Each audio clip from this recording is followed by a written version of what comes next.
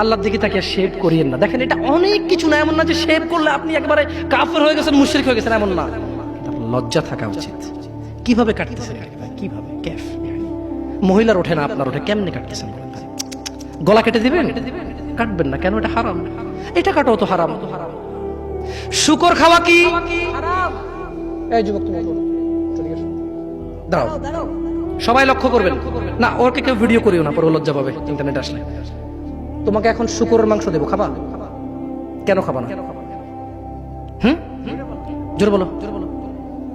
আপনি শুকরের মাংস খাবেন? আপনি কুকুরের মাংস খাবেন? কেন খাবেন না? কেন? কেমন হারাম? শুকরের মাংস খাওয়া কি হারাম? এই এখানে তাহলে আর বলছি না, কেউ কি রাজি হবে তার বোনের সাথে জানা করতে? কেন? কেন? কেন? কেন? তো নামাজ না পড়া কি? শুকরের মাংস খাচ্ছ না হারাম দেখে নামাজ ছেড়ে দিচ্ছ।